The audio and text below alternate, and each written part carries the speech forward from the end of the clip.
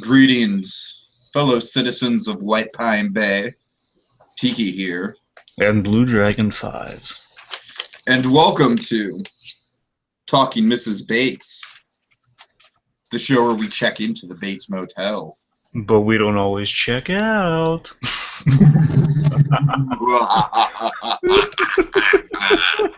Oh, yes. Oh, it's Alfred Hitchcock. Oh, do you like my Hitchcock accent, BlueDragonFive? It's reasonably acceptable. All right, fair enough.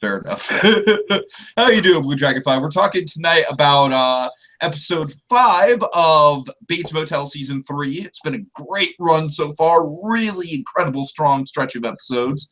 And the first half of Season 3 comes to a close with The Deal, an episode directed by our favorite mayor of Gotham City, Nestor Carbonell. So, BlueDragonFive, what are your initial thoughts on this one? I really like this one. I thought this is, again, kind of a weird term to say for this show. I thought this was the most quotable and funniest episode of the season so far. Dragon, we have all these jars. Come on. You're saying that we've not found this show quotable and funny in the past? Well, Come on, man. Not quotable, I'm saying, but like it's kind of hard to describe like the show like this is funny. But I mean, obviously it is funny, but it's more just knowing the show makes it funny. Well, yeah, like any show, it's got its running jokes. It's got its who's bees. I'm just saying, a show about rape and murder, it's kind of hard to tell people, oh, this is a funny show. Oh, such light, broad comedic topics. Yeah, to tell you the truth, I was kind of worried, like, it wasn't necessarily that I didn't want to see this, but I thought it would have maybe interrupted the pace of the flow of the season a little bit. Like, you mentioned last week you thought this episode was going to be Romero heavy, and Romero definitely had some stuff to do, and he was great and awesome as always, but really it was definitely the Norma hour for sure. And I think if we would have gotten like more of a Romero episode, it would have been a little bit more like, I don't know, something like 5-0 from Better Call Saul. Not to say it's not, it could be great, but I just think we're moving in such a brisk pace in terms of like all these revelations going down with Norman and the Caleb stuff. It's just getting crazy at the Bates residence. So I don't know. I really think this episode really picked up steam for us. Oh yeah, and I think the Romero stuff was definitely seeded in here for more exploration down the line. Perhaps we might be having a bigger 5-0-ish episode down the line because it was definitely laid the groundwork in this one. I fully support a 5-0 style episode for Romero. I just don't necessarily think that this would have been the place for it, considering how big the cliffhanger was last week, and we're all like anxious to get back to the Norma stuff. And appropriately enough, this was, like I said, it was by and large a pretty big Norma episode, you know what I mean? I think we got a good marriage of it with Normero. I think combined they made a really strong Normero episode. Yeah, I'd say so. All right, so let's see with that in mind. Do you want to... Something to keep in mind. Huh? Sorry, something to keep in mind with the Bates Motel episodes is episodes 5 and 6 are always the most pivotal to the seasons, usually. Well, in terms of like explain that a little bit. Well, sure. I mean, in terms of kind of just the ramping things up and then changing things rapidly. So, episode 5 is just when things kind of ramp up to a head, which we saw in season 1 most specifically. Season 2, we got a bit of that. Things just kind of ramping up to, literally in Dylan's case, ramping up to to a crescendo of pain and ouchiness. But we then. Again, season 1 is the prime example in terms of we ramped up things with Shelby, and then episode 6, probably my favorite. I really hope I'm not mislabeling these episodes because that happens when I rewatch season 1. It's really like these 2 episodes of season 1. Episode 6 is when we get the big reveal about Norman's blackouts. And exactly, yeah. So yeah in really terms of stuff. Comparing it to that, I'm saying we got the ramp up here, much like we got the ramp up in season 2, and episode 6 was the big had the grand ending in season 2 of the Norman kind of breakup at the car. Exactly right. So boys, this is great kind of the first act to the first part of a second part coming that's going to change the game next episode. I'm expecting. Of course, yeah. And I don't know. There's definitely a lot of stuff in the pipeline that we still have been waiting to see. But I do feel that this show has been building and building and building, and I'll be curious to see past episode 6 what they've got up their sleeve, because I would hope that after episode 6, like this whole Caleb thing is going to kind of reach its crescendo, because you'd think logically it would. Oh yeah. So cue us in, Tiki. Okay. Previously on Bates Motel. So, Bob Harris is a suspect, and his goons are harassing the Bates Motel. And we see Norman has found out exactly what Dylan's up to with Caleb up in the farm. He's hiding him. He's not telling Norma about him, and Caleb also has a warrant for his arrest, which is not good. Norman's found out about their little boys club going up there, and he wants to tell Mommy. Is it going to end well? I don't think so. And he's dead set on telling Norman, despite Dylan's continual plea of, I didn't know what to do, wonderful acting, not cutting it for Norman. Norman's driving off, leaving a sad Dylan alone, just wants to drive back and tell Norma exactly what he found up near the marijuana farm. Oh yeah. And it wasn't rabbits. It was not rabbits. Which, by the way, before we delve into this one, I want to point, I'm so glad you mentioned rabbits, because that was what I was selling so hard the last episode, that was our big Advice and Men moment in terms of Norman as Lenny and Dylan as George. Oh, okay. I was more thinking. I know. No, you're still right. I'm saying Lenny. I mean, you got a point that's still in play, but we definitely get a bit of that in this episode if you want to keep it running. But the thing that was kind of our huge Of Mice and Men ending in terms of like the mentally disabled one of the two, just kind of in a really agitated state, and the other one just trying to calm him down, be a little rational. He's just like, so he's been through so much with this guy, and he's just begging him to help him out here. Exactly. Not having any of it. So we get kind of an Mice and Men moment. It escalated to the point of like almost like a put him down level. Right. Like basically kind of the question of like, are you going to put me down? Yeah. You've got a point. Okay. So we start the episode with Dylan in a situation that seems, I don't know, maybe vaguely familiar. It's vaguely familiar. He is passed out in his truck. Not in front of a bunch of tourists and their kids or anything like that. So you don't have to worry about that. But in front of the Beer County Barn. I like that name for the name of a bar. And I like how polite this woman is. She's just like, hey, honey, come on, you gotta move your truck. It's like she's not making a big deal out of it. She knows that this guy's just had a rough night. So Dylan, we see Dylan's had a long night, probably a lot of drinking. And then you want to go over this next Norma scene because it's pretty intense? Oh, sure. Well, thankfully, just before we get into this, thankfully Dylan doesn't take to the habit of sleeping with a gas mask on inside a meth lab on wheels. Oh, dear. Yeah, thank God for that. Yeah. Oh, sorry. Okay, keep going. So, oh man, we really, again, starting things off with a big old action, kind of classic Hitchcockian action sequence here. Like a big start things off with a bang. Bang. We have Norma's on the road, she's driving along, and just, whoa, really bad driver behind her. A moment that kind of reminds us of season 2, Floor It! Oh yeah, I knew you were gonna go there. Especially when he's it looks like he's trying to pass her, and I literally wrote down in my notes, why doesn't he floor it? Floor it! To be honest, it reminded me a lot of National Lampoon's Christmas Vacation. You remember that whole opening? Oh yeah, right.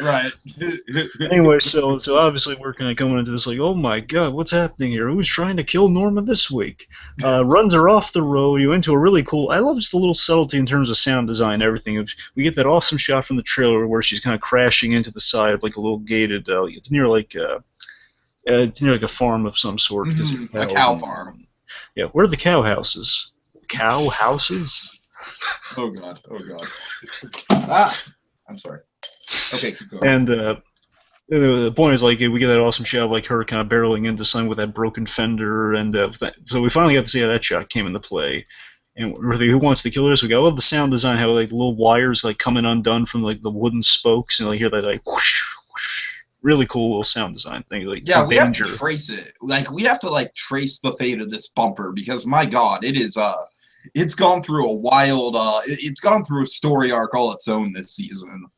So, I'm reading into this. I kind of like just kind of the symbolism of the like the barbed wire kind of in the air, like kind of bladed things just in the air going wild, kind of like Norma. Okay, okay. I'm reading into that. I'm saying like a neat little sound design thing was kind of cool. Anyways, so she crashes into like this field all muddy and like yuck, and then she sees cows around her. Just like at the door, well, Norma Bates getting out of the car and her little boots and her little heels. It's always adorable. Oh yeah. So obviously she's like, "Oh my God, what happened? What was that?" To quote Dylan. What was that? So she's looking around. The guy just drove off. And anyway, so then unfortunately the guy is circling back, and he does God. Yeah, what would you expect? He comes out, gets out of the car, and this guy is super intimidating. It's the same exact guy who was having a little standoff with Dylan in the motel last episode. Oh yeah, oh yeah. He says, "You okay? You ran me off the road. You could be dead." Again, this guy, I love this actor. The way this guy plays this character is so intimidating, like the perfect henchman. It's like what if it's like Remo's much more intimidating cousin. Ah, Remo. I miss Remo. I also miss Remo, but again, there's hopes for next season, maybe. Yeah, we'll see. Okay, so yeah, so then essentially the conversation, I have a little sampling of it here. Okay. He suggests calling Bob Paris, which, Bob, I'm going to correct myself right now on past mistakes. I keep thought, for some stupid reason, I thought this guy's last name was Harris, not Paris. But it is in fact Bob Paris, like the French, like the French land. Are you sure it's not pear-ish? Well, again, I've been wrong before apparently, but I'm going to say I think I've seen. That's how I've been saying. I've been saying it pear-ish. No, I've seen the spelling, and I'm pretty sure I've seen the spelling and spelled Paris, but I could be wrong. Okay, I'll take your word for it. So again, I Paris is the city of romance, and then Bob Paris, he indulges in his gentlemanly activities, so I guess it makes sense. Anyway, so he's one of Paris's guys, and here's this great line as he's kind of delivering the most intimidating kind of back and forth between these two. And let me play a little bit of that for you. Just kind of let's emphasize. And by the way, Norma's response to being ran off the road would probably be something like this.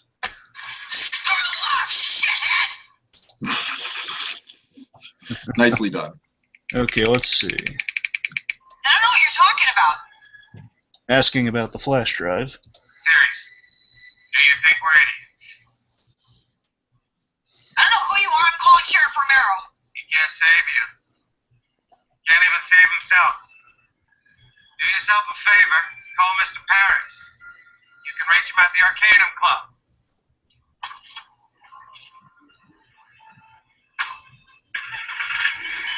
And do it soon.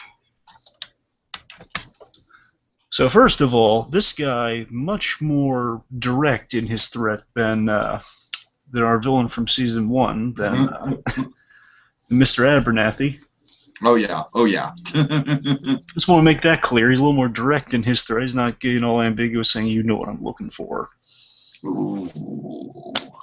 Ooh, crypticness. Yeah, I hear you. To be fair, I don't think he exactly said flash drive, but he was just much more direct with, you have something we want specifically. It belongs to this guy. And they have, this flash drive, and we have it right here, yes. I just love the line. The perfect line just kind of sums up this guy and these villains for this season are much different than the ones we've had before in terms of, like, they are just so, they love to play games, and they know how to play it much better than you. Sure, exactly. Yeah. Just saying, do you think we're idiots? Just Norma trying to give him the back and forth she's given so many people before, and just him saying, do you think we're idiots? I wonder what clued him in, because he was in the office last time. He took something from the desk, and apparently that clued him into they do in fact have the flash drive. Yeah, that's true. I don't know. No, he took something. It must have been like Norma, like she must have scribbled something down about the flash drive. Maybe that's what it was. I don't know. Mm-hmm. Okay, so next scene we have after the title scene we have Romero, and he's kind of like wading in the water, kind of up to his ankles. It's a nice shot. I love that shot, but I just love him in the little sheriff's jacket, just talking to a guy in the water. Yeah, it's really cool visually. And we have the guy who discovered Lindsay floating in the water a few episodes ago. God rest her soul. Oh yeah. We barely knew ye, as in we never knew ye. She was just Okay, floating so there. She seemed fine at the time. yeah. And let's see, he mentioned something about some guy that was bird watching. Am I right? Yeah, so basically he's talking to the Stanley here, is his pal, who I guess is like a fisherman or something around the area, and in a nutshell, he's talking to the guy. I assume he's the guy who fished out Lindsay. And he's asking like, do you know anything like how she was dropped off there? Who could have potentially dropped her off? Like anything suspicious happened? The guy's not answering him. Says, "Good talk, Stan. Good talk." as he's about to go off defeated and do things the hard way, as we can just assume he would eventually. Stanley then kind of he buckles and he says, "Well, there was actually one thing. There's some bird watcher, but I didn't have like any bird watching equipment or anything to watch. So that's something suspicious. I'm going to assume actually. Okay, you know what? I think our guy later on is the guy who was the bird watcher. I'm going to assume that's who he was." Okay, yeah, I think you're right. I think we finally figured it out. It's a mystery. Yeah, and it's mystery like solved. Yay, we get Scooby snacks. I'm going to assume it's like a no loose ends reasoning for why he was, dead. For sure. So the point is, so he gives him some information there and says, well, there's a guy who you might know, and it basically traces him to Bob Paris, so another Bob Paris connection, perhaps. Oh yeah. The links to Paris are coming together. Oh boy. Okay, so let's see. Next scene, we have Norman sleeping, and Emma, she's watching him sleep, but it's not creepy. And she's, Emma. Of course, but first of all, I just love that she's in the rocking chair, though. Right. I love the touch. She's in the rocking chair watching Norman, and per Norma's request. I love this. Is really interesting. Okay, first watch, I had the reaction, kind of our beginning here in terms of so Norman's sleeping, and we're expecting just the stuff to be instantly kind of hitting the fan after we would suspect. Exactly. Like when we see that first scene with Norma, we have no idea if she knows or not. Exactly. You would suspect, like for a moment, just for a minor moment, before kind of logic started to hit me, I was thinking, oh my gosh, this is going to be kind of like Walter White kind of driving to Pollo Hermanos, like calling Skylar, making the whole will and testament sort of thing on the way.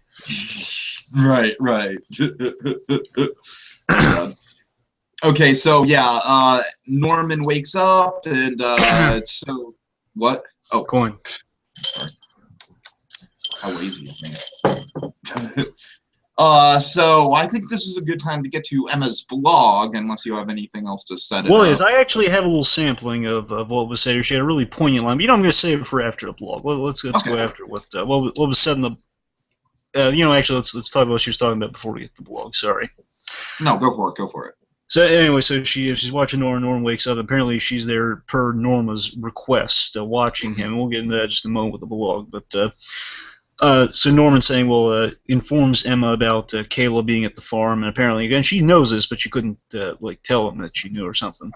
Right. And I love how she offers to make him breakfast again. The running breakfast in Bates Motel. Oh God! Oh dear! It's becoming a thing. Oh man. And anyway. And Gilligan, I hope you're happy. And anyway, so after Norman breaks the news about Dylan's father's there, and remember Norman told her about the father, like how he raped her and everything. So she knows, and he knows that she knows, and basically this little word of wisdom from Emma comes about. It was really nice, really poignant. I really love it. It's classic Emma. I had to tell Mother. Did you have to? He raped her. He's dangerous, and I don't understand how Dylan can have anything to do with him. He was his father. And we all whitewash our parents' sins because on some level. Because we need to. Yeah. No, those are the words of a nice girl right there. Oh, yeah. Those are. So again, really poignant line. So, and by the way, so let's go to the blog because I have some stuff to say about it after we go through what Emma's word of wisdom is. A new segment on our show, Emma's blog. Okay. This morning, Norma came into the office and said that Norman was under the weather and sleeping in his room. She had to go run some errands and asked if I could keep an eye on him. I don't really know what went on the previous night, but she looked stressed out about him, so I agreed. I guess after having blown off some steam and ranting in my last post, It really helped me to get out a lot of my frustration and put some things into perspective. As I watched Norman sleep, I couldn't help but think about how we all have things in our life that we go through. Norman is such a sweet and gentle human being. I would never wish anything bad on him. But he's been through a lot. The death of his father, taking up the role of the man in his own house, and helping his mother run the business, not to mention all the other craziness that the motel brings with it. I think he puts so much pressure on himself that he makes it hard for anyone to help him. The only person he puts any trust in is Norma, and he needs to realize that he has more than just her that he can rely on. He has a brother. Dylan wants what's best for his family and has worked really hard to get to that good place inside their unit. Norman needs to trust him, but sometimes Norman puts up these blinders, these walls, and doesn't see the good that Dylan is trying to do, not only for himself, but also for his family. Dylan is trying to heal. I'm sure Dylan feels like me sometimes, on the outside looking in, wishing he were more bonded to Norman as Norman is to Norma. Sorry about that. He wants their brotherly trust, their camaraderie. The Bates Motel is going through some very deep emotional family issues, and they need to support one another instead of pointing fingers. They need to come together as a unit and hash out their issues. Their secrets only hurt their family connection that's taken so long to mend. I just hope they can all work it out. Yeah. And that's it. Yeah. Nice words from Emma. All right, any thoughts on that? So yeah, really interesting. I read after I found out that, oh my god, she has a blog, and it matters. I read it all. I watched it all. Yeah, because there are a few video clips that are really interesting, which you may have a glimpse, well, not a glimpse, but an earful of during this show, perhaps. She had a really poignant line in one of those. Okay. But the point is, I was reading on it, I found some stuff I didn't know about her. It was really interesting. So apparently, here's some background, and there's nothing contradicting in the show, so far it seems in continuity. All the stuff she's been saying on blogs, and the two poignant things. One, apparently she moved here from, I believe from England, so I mean, part of England. No, was it New England or just England? I can't remember. I thought it was New England. Yeah, actually forget what I said. It's New England, and yeah. Which, now I'm wondering because the actress is British. And you're like, this is a stupid thing. I'm sure I'm completely. Well, her dad is British though, right? Her father is British though. So it would make sense that they'd be from England. I don't know. So I mean, I forget what the delineation is on New England from England. It's probably a big difference, but I mean. The big difference is that Peter Griffin is in New England. Yeah, exactly. So I'm saying there is obviously a difference, but I don't know. I thought that it was kind of like if there for a moment I thought it was actually England, which made me think, oh, that's how they worked in kind of the actress's nationality in a kind of a cool way. Mm-hmm. But I could be wrong. Here's the more important part. Is the actually important part. Okay. Well, they mentioned that throughout Bates Motel, it's mentioned that Emma does not have a mother, and we find out she's not dead. She left her father and her, most likely because Emma has the CF condition. Oh, snap. So she has abandonment issues. Yeah, I don't blame her for that. Wow, okay. Really interesting. It's like in the beginning of her blogs that she mentions her mother left her and her father. So I guess that makes sense why she's like so trying desperately to cling on to the connection she has with the Bates in season 2. Exactly. That's why and also in her blog she has these moments where she says, my hero is Norma Bates. Mm-hmm. Like she really respects and loves Norman's mother, which is really nice, and that's the reason why her mother kind of left her. So I mean, good stuff, really good. This blog, I recommend this blog to people. It's good stuff. Anyway, with the stuff kind of said here, I like how we kind of started the episode off with kind of a mystery in terms of stuff is like we're seeing Norman in bed here, and we're thinking like, how much does Norman know? Because I'm thinking. Like, did I miss something? Did I miss an episode somehow? I was totally thinking the same thing. Did I miss like 5 minutes? What happened? It's like what happened with there? So I love the mystery that was built here, and I like how this blog fills in some gaps in the mystery, which is pretty neat. Mm-hmm. Yeah, that's all I wanted to say. So, again, this blog is a really neat thing, by the way, folks. It gives some context for later on with their big ending, too, if you really want to look into it. We'll see. Sure. So Dylan walks in, and Norman, he goes to the stairs, and he's just like, "I'm sorry, Dylan. I had to tell her."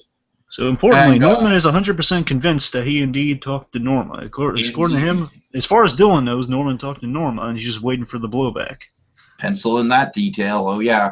So, conveniently timed, Dylan gets a phone call, and Norma is in the hospital. So, much like the young Bruce Wayne that he is, Dylan quickly rushes to his mother's side. Mm-hmm. And then, let's see, when we're at the hospital, Norma, all she wants to do is get out of there.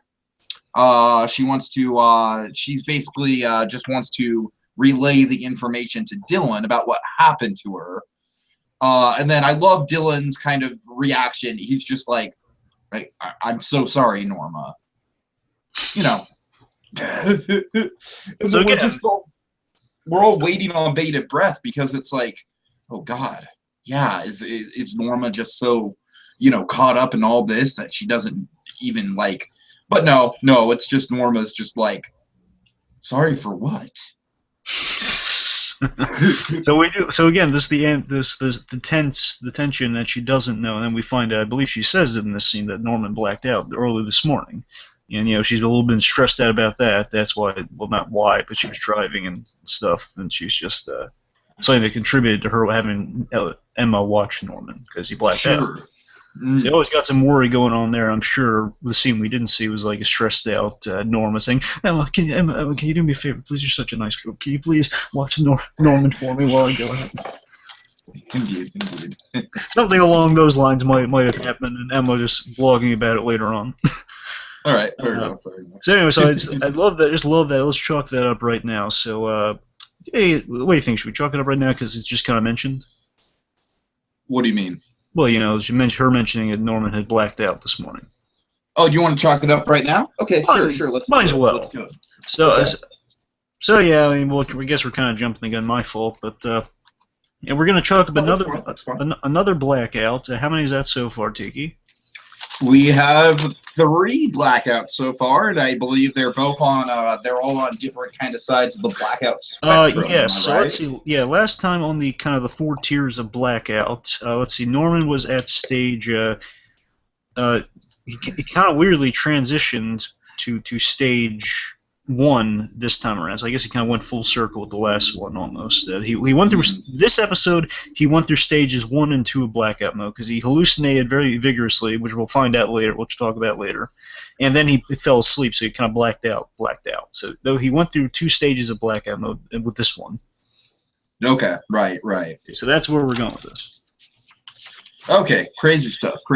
So back to the hospital. Norma is basically saying how valuable the flash drive is, and Dylan, he's kind of sick of it because he just wants to give it to Romero. Exactly. So again, Dylan being the Bruce Wayne pragmatist, saying, okay, listen, here's the smart move. We're going to give the flash drive to Romero, the only guy in this town who can handle something like this. Indeed. And then we have one of the best scenes of the episode on the horizon. Okay. Got it? Well, yeah, I have. Yes. Okay. So our next scene is, again, I've been kind of noticing a pattern here with some Nick Fordisms. Yeah, let's talk about that, yeah. Well, we have 2 big ones in this episode. This is the first big one, which is really the most apparent. So Romero's coming there to question Bob Paris because now he knows more information about the body that's been dropped, and he's going to try to grill him for information like what exactly is he looking for. He still doesn't know what he's looking for. The flash drive information is not out in the open yet. There's something missing that's very incriminating, Bob. Exactly. So he basically he doesn't know it's this yet. Exactly. So he crashes Bob and Marcus Young's lunch. You remember Marcus Young, right? The guy who has the condo, Marcus Young. Oh yeah. How can we forget Marcus Young? Yeah, how can we forget Marcus Young? And anyway, so basically, Romero crashes the lunch like so right here. What's the trouble with you? You want to join us? Sure. Have you met Marcus Young, Alex? He's the one running against you. Yeah, we met. Now we can leave. Damn, Romero throwing some hate. Oh yeah. Wait a minute. You know about a Oh, smile. sorry. Relax, you always so tense, man. Look over your heart. What he said right there was smile. Was smile, Sheriff. You're always so tense. Again, I love the fact that they're kind of grilling him for being like always so serious all the time. Like, come on, man. You're always so tense and serious. Right, right. Yeah, just to So forget. one of these days, Romero's just gonna have a stroke. And just a little reminder for those kids of how Romero feels about Marcus Young. I'm Marcus Young.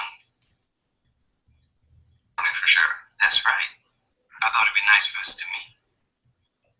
Why would that be nice? Yeah, that's just their Well little done, well dynamic in a nutshell. And the scene, In a nutshell. the scene kind of progresses. I'm just going to play it out for you here. It might Okay. commenting through it, but so anyway, so after he made Marcus Young, which says love right off the bat, Romero, he walks in there, crashes the lunch, and tells well, this is Marcus Young. Yeah, I know who he is. Make him leave. Get him out. Romero's all business. Just get him out. Oh yeah. Oh yeah. And it's like, what's Marcus Young's like the young guy coming in, he's trying to be the new, like, more friendly, like more like accessible Romero, just saying, hey, you know, Romero, Sheriff, you gotta smile more. Anyway, so then scene kind of progresses with this. It's gonna be might be a little lengthy here, but Okay.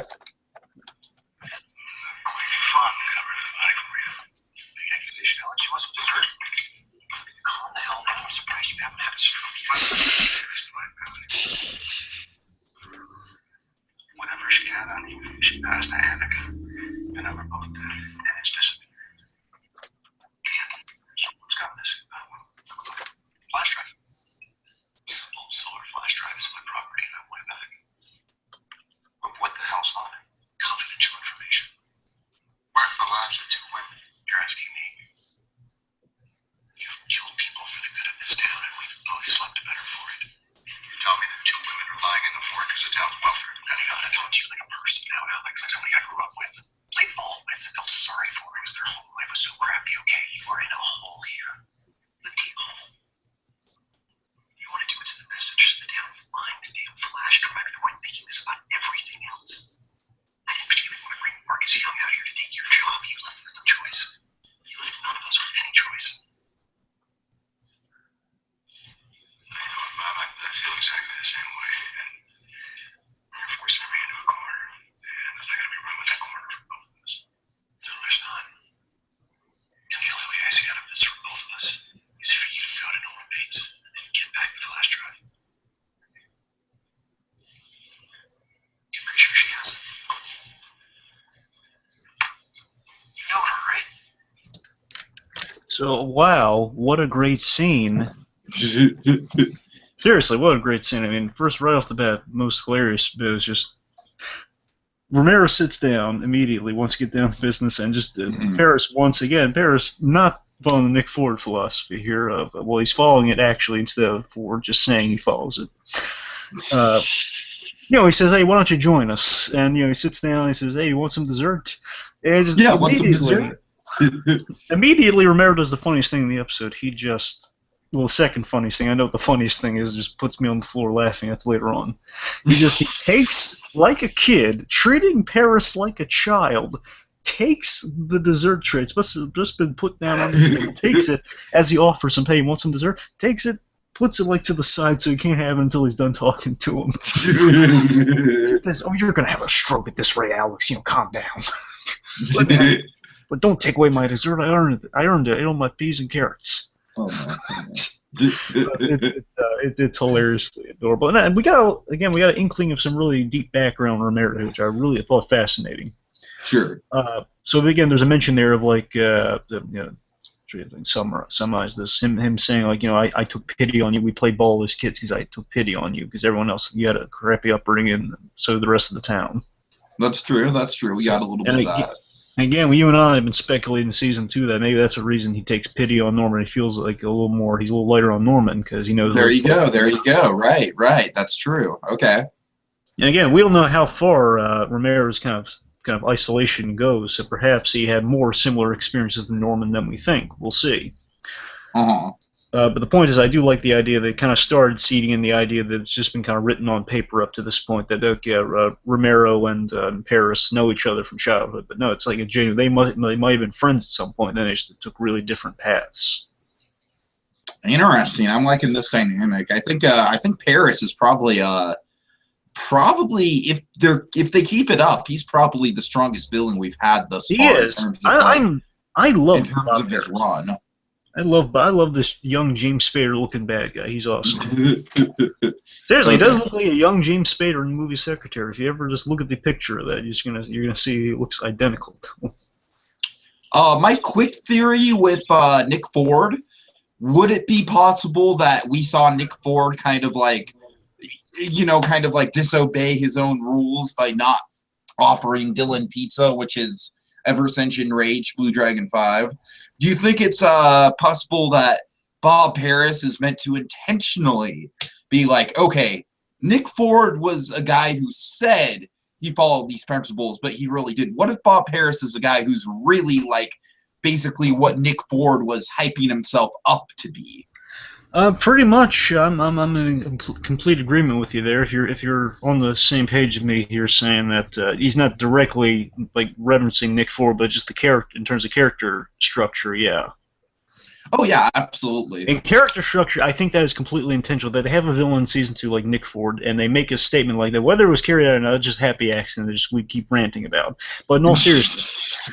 So they have a character like Nick Ford. The only reason they put it in is because we keep ranting about it. No, but the serious tell me otherwise. the serious observation here would be that they have a character and they have Nick Ford give that kind of that cool line that's never followed up about pleasantries. And I think they figure, okay, well now Nick Ford's going, let's have a guy who really just kind of embodies the whole pleasantries thing, and just let's see how the kind of pleasantries at the face of the most serious scout, the godlike figure of the town, Romero. And I think here we have it. So yeah, they are kind of running with the Nick Ford idea, and this guy's doing it right. So that's kind of the reoccurring thing in the season. This guy's actually doing the Nick Ford stuff. Instead of Nick Ford just saying, pleasantries are key. Pleasantries, Dylan. All right. And maybe there's a running thing through the season, just kind of like all the importance of pleasantries, because we have Chick Hogan doing some pleasantries and stuff. So there might be a running thing. Yeah, we do. So again, there might be some merit to our Nick Ford references, but then again, we could just be playing. Or we could just be out of our mind. Out of our mind, or just very, very petty. Indeed. Okay, so next scene, Dylan pulls up to confront Norman, and Emma in the background, she's kind of showing some guests around, like, oh yeah, these are the towns. I have it. I have the line. If we can make it out here. The most hilarious line. I don't know if you heard it. I don't understand. Listen here. Let's see if you can make this out.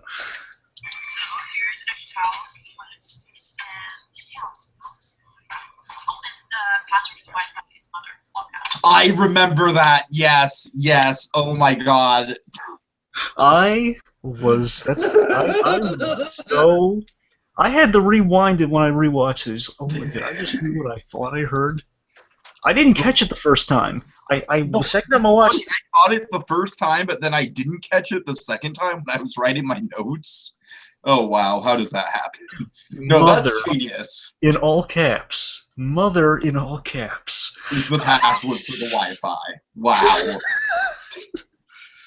I wonder if someone breaks into the Wi-Fi and cracks it. I wonder if they'll change it to Norman in all caps. You know Dylan had to crack the Wi-Fi the first time. It'd be hilarious if we had a scene of just Dylan saying, "What's the Wi-Fi?" Duh.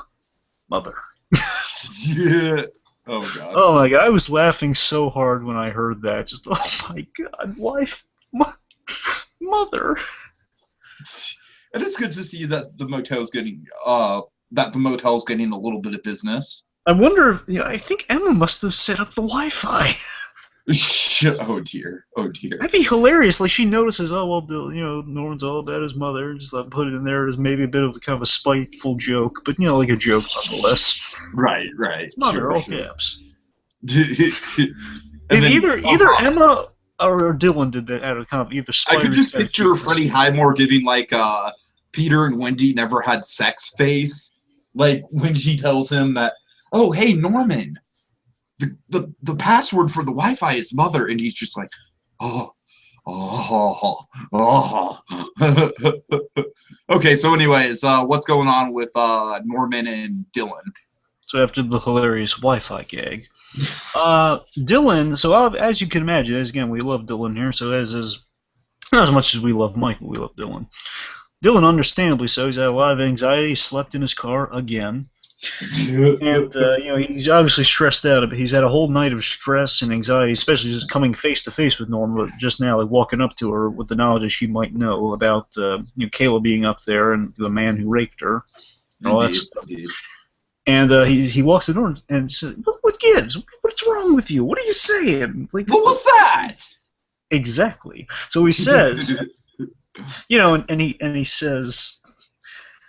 Like, why would you said you told her? He says, I did. That's BS. You didn't. And then basically this line happens, which is really cool. And we got this in the trailer. She's insane, or you are. So after there you go.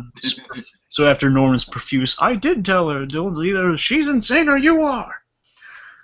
So again, really interesting. So then Dylan's response is, so again, interestingly enough, Dylan has been given a kind of a second chance here, and he says, listen, I'm going to tell her soon. Just let me do this. Right.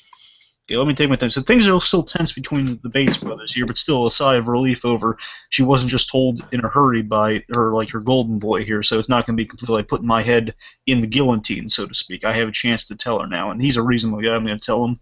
However, you'll notice Norman, after he hears this news, and a really great shot, by the way. I love the idea that he's motel manager, and at least at first, before we get to the potentially get to the eventual psycho thing, which is more casual about being a manager. Right. Right now he's really taking it seriously. He's wearing the jacket, little manager badge, so he's all decked out for the manager job. He's in the office, and I love this kind of position of power Norman's in right now. He's like in the back office, and Emma's handling everything on the outside. Then Dylan barges into his office. So think about this. Seriously, think about this. Last season, Dylan had an office, and Norman was so proud. This season, Norman has an office, and Norman's not really that proud. I mean, she's not. No. Exactly. So think about that again. So it's just instant rivalry between the brothers. They've been building this kind of this demented love triangle up this season. All right, mother. I'll be your motel manager. Because I'm so sad. Move over, you silly. Oh my God. Okay. Anyway, so my point is, so you see kind of they are building like a dynamic, and anyway, so the minute Dylan leaves, Norman gives this look of like, yes, I have the power, Dylan. Mm-hmm. This look of like, just kind of gives him a look like, you tell me what to do. I don't think so. I'm mulling things over. He gives us kind of this glare on his way of looking at the laptop, really confidently. What do you think? What do you make of that? I think you're onto something, yeah. Very sinister. Okay, let's see.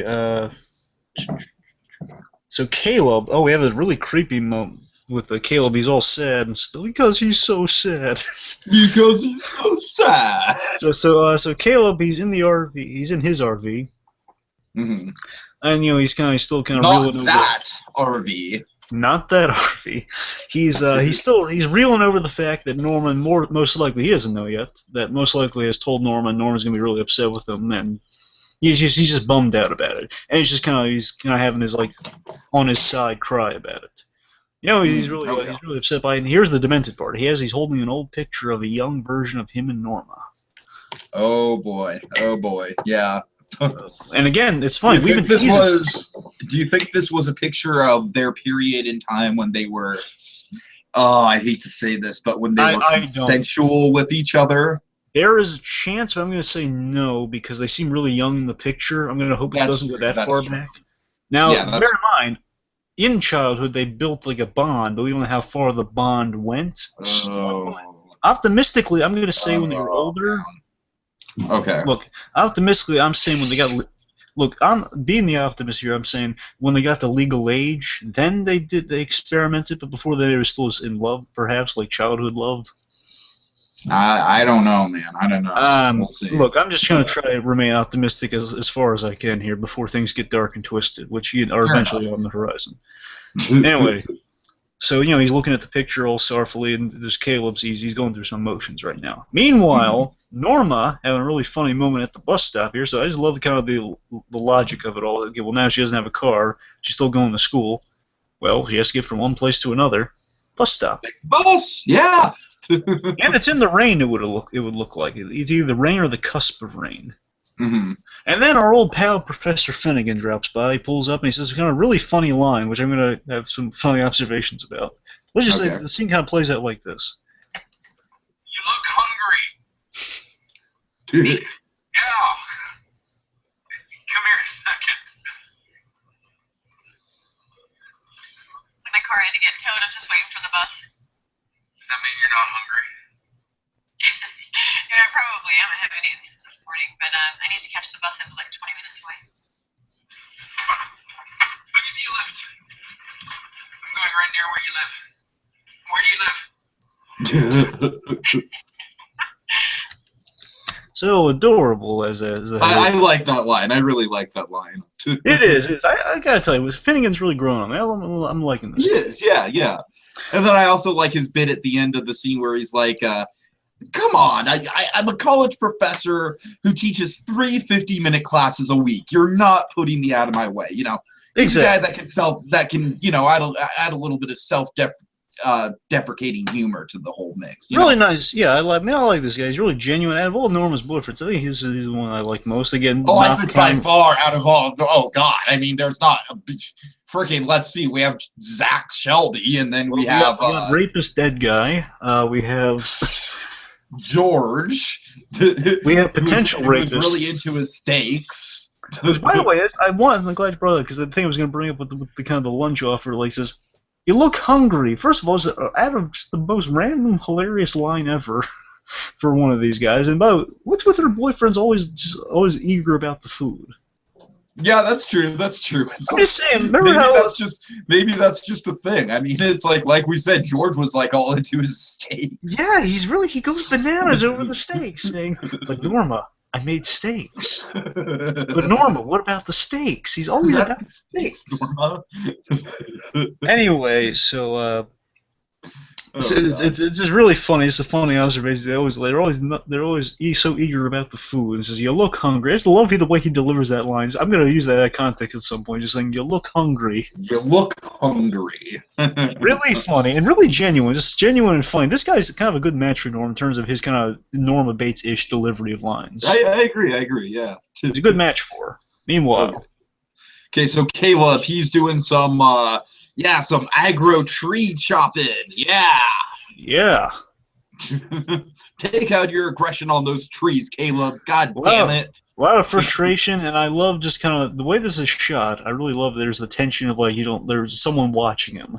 Like someone's behind him through some trees we're peeking, and again, kind of like a peeking shot makes you think, oh my God, could that be Norman knowing that no one's doing anything about this? He gave kind of an ominous. That's true. He gave an ominous look at Dylan, like you're not. Like, you want to take your time telling her that doesn't work for me. I'm gonna do the job right this time. Instead of a hotel room, it's gonna be in the woods. Instead of the woods, and not stabbing him, I'm gonna stab him, maybe with an axe. Oh dear. Anyway, thankfully it is not Norman. Otherwise, the show might be over. No, it would be over, but it'd just be sped up a little. We have this month play out. Just kind of again, this is probably the most quotable episode because of this guy right here. I agree. This guy is like a quote machine. Where the hell did this guy come from? Our old pal and really creepy homeless-looking guy, yet old pal, Chick Hogan. Woohoo! Sugar. You said that was off limits. Get the hell out of here.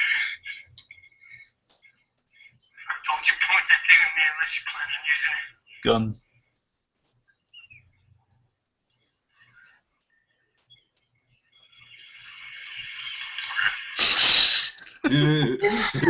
And then he goes on to say this.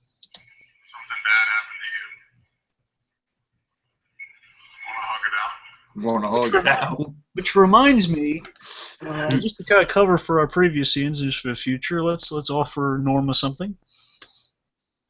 Oh yeah, right.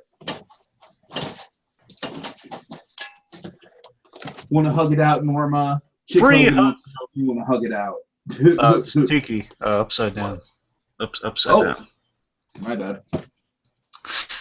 Free hugs for Norma, because God knows why not. You know, she's been run off the road. She's taking the bus. You know, Professor Finnegan's got to drive her from place to place. You know, poor little Norma Bates. Give her some free hugs. Meanwhile, back to Chick Hogan. Indeed. Well, let's see what else. What else? Kind of words of wisdom here. Oh, so basically, so as he's walking around, just kind of be pestering kind of Caleb here in his kind of down moment, he's kind of bringing up this really weird out of the blue scene, which is pure gold. I'm gonna play for you right now. Jerky? Never had jerky until you've had more jerky. Oh, too many rabbits if you do. I don't want any rabbits. I don't like them either. Shoot them from arenas, just make beds red up their furs or whatever. Come on with demon meaningful. Caleb, look at me. Life is shit. There's only one thing that makes it better. More jerky.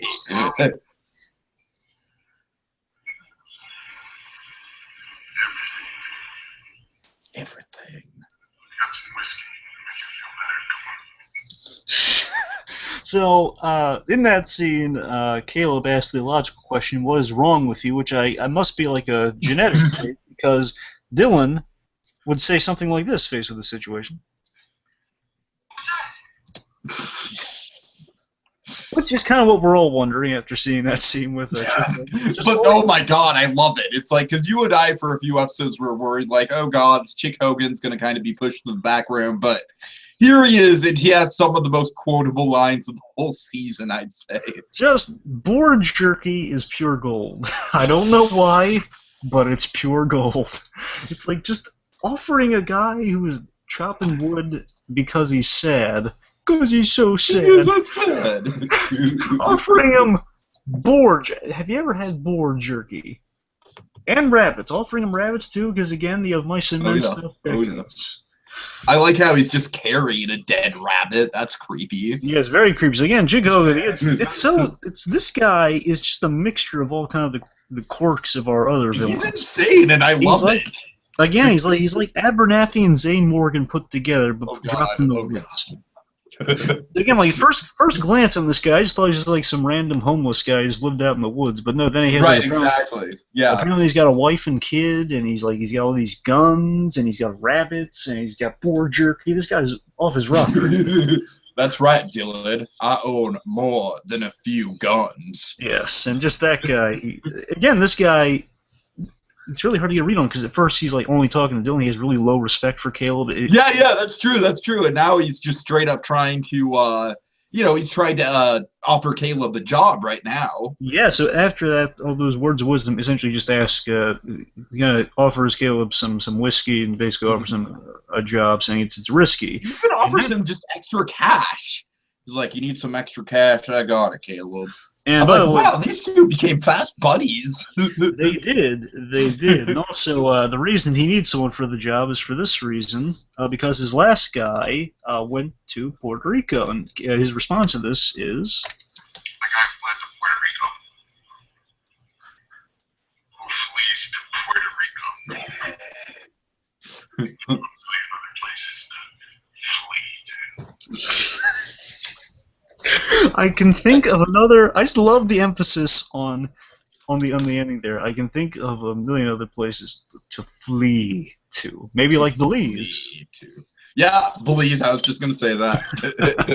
You read my mind. So yeah, really fun. Essentially, he's offering him a job with a lot of risk, which again may be dangerous for Caleb. A job with risk. We'll see. We'll see. And also, he's like saying, "I'm trying to turn over a new leaf." Huh, okay, leaves and jerky. Jerky's jerky, leaves are just leaves. And money let me know, money. Sorry. And roses are red, and violets are blue. And strings. Okay. So anyway, so then he says, okay, well look, just let me know by the end of the week if you want the job or not. So again, interesting stuff there. And again, I like the really twisted thing of from the beginning of that scene. It looked like either one way or the other, Chick Hogan was like, more than willing to shoot him, but he says, "Oh, he's looking a little depressed. Nah, I don't want to shoot you." Yeah, sure. He just says, like, if you're going to use that, you better kill me right now. Okay. Okay. Basically, don't use that unless you intend on killing me. Okay. Oh god. So this guy, you can't get a read on him. He's like so wacky and random. It's like it's so terrifying though. He's so I know it is intimidating. It's so terrifying yet quirky. So again, he was so against him that one episode. Just this rambling comes out of it saying, "Caleb, look at me." Like the Joker. Right, Very similar to the Joker, and it's so funny because he looked at Caleb the whole time last episode. Didn't look at Dylan, but he talked to Dylan. Looked at him. The whole that's episode. true. That's true. Yeah, the last episode he was like just staring daggers at Caleb, but very specifically being like, "You know what I'm talking about, Dylan? You know how to handle the situation, Dylan." I'm thinking this guy is like it's like this guy. I'm getting the sense this guy's like much smarter than he looks. I agree. That whole episode, I'm getting the sense like now. Seeing this episode, I'm thinking that in that episode, he was scoping him out that whole time, mulling it over in his head. I wonder if I can use this guy. I think I can. That's why I'm eyeballing him so much. Wow. You know. Again, this Chick Hogan, he's going to be interesting. Oh yeah. So again, he finally came back into the fray, and it was in a big way. Okay, so let's see. Next scene we have Finnegan and Norma, and they're getting something to eat. And what are they talking about? Just well, they're kind of relating to their crappy home experiences and kind of like how they kind of survive their parents. Mm-hmm. Yeah, they're both survivors. That's kind of what their relationship is built on. Yeah. And I like how they're saying, you're so open, and you could actually, I think you could actually help me. Norma says to him, you're so open with me. Basically, you're a good person I can actually talk to. Who's not going to make me be really self-conscious about myself. Also, she mentions like, well, you want to talk to me. Actually, so you use my card, and we'll set something up. She says, well, I kind of lost your card because it was in my car, and my car's been towed right now. Says, I like his reaction to that. He's just like, all right, Norma, here you go. And then Norma just kind of, again, this is a great one. Norma just kind of out of the blue asks him this after that little moment passes. Can I ask you a question? Of course. Are you attracted to me? Well, my response would be yes, but Professor Finnegan, he's a little more tactful about it. He's just caught off guard first and foremost. Mm-hmm. So again, free hugs for Norma. She's adorable. How can you not fall in love with this woman instantly? I thought I had it up, but then I realized I never actually got it up. I was struggling with it. And it's upside down again. Oh, wonderful. Oh God. Okay. Anyway, you don't need to hold it up every time we say free hugs. Yes, I do. Do. All right. Anyway, so let's see. So the point is, like, these two are hitting it off, and she said, "Well, if I'm attracted, isn't it like a doctor-patient thing? It shouldn't happen." He says, "Well, I can handle myself. Can you handle yourself?" Mm-hmm. Funny laughs, and again, I love, as per usual, I love Norma's fashion, and that's going to come into play big time in a scene from now. Do you think one of the reasons Finnegan likes her so much is because she's a nice girl? I could say so. All right. So again, I'm really liking the relationship that's building between these two. Really nice, really genuine, Yeah, really it's really charming.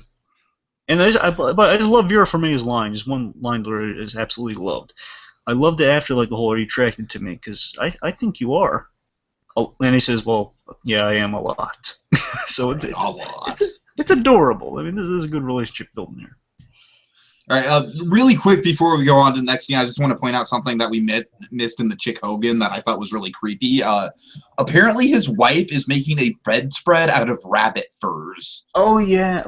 That's some Cruella de Vil shit right there, I just gotta say. Really creepy. That's kind of an unsettling image. All right, anyways, not to go back to that. So next scene we have... let's see. We have Norman, and he's calling Dylan about the, Norma's calling Dylan about the flash drive. Mm-hmm. And Norman, and right very as he's menacing. doing that, who's walking up? So it's Norman, very menacing shot of him walking up, by the way. And then he basically asks this question. Oh, God. This is kind of a lengthy scene. I've kind of pared down the scene so we can talk about it. All So right. I pared it down to the key points here. I'll see if I can. Do I need my prop for this clip? Well, you'll hear it. Okay, I'll hear it. Okay, fair enough. So he initially asked, Were you wearing that this morning? Yeah. No, you were wearing something else. That blue and white dress, the one I like. No.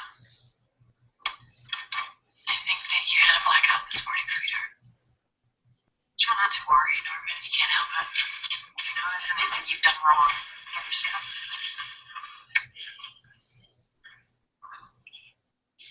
It's okay. I'm here for you. You'll always be here for you.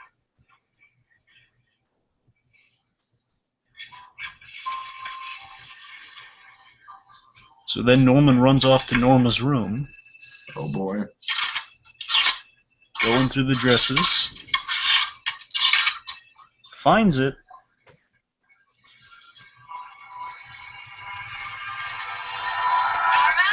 Oh.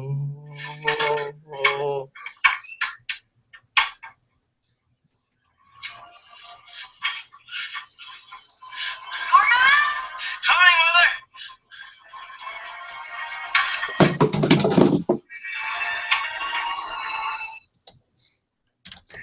So if you didn't see by Tiki's wonderful visual demonstration here,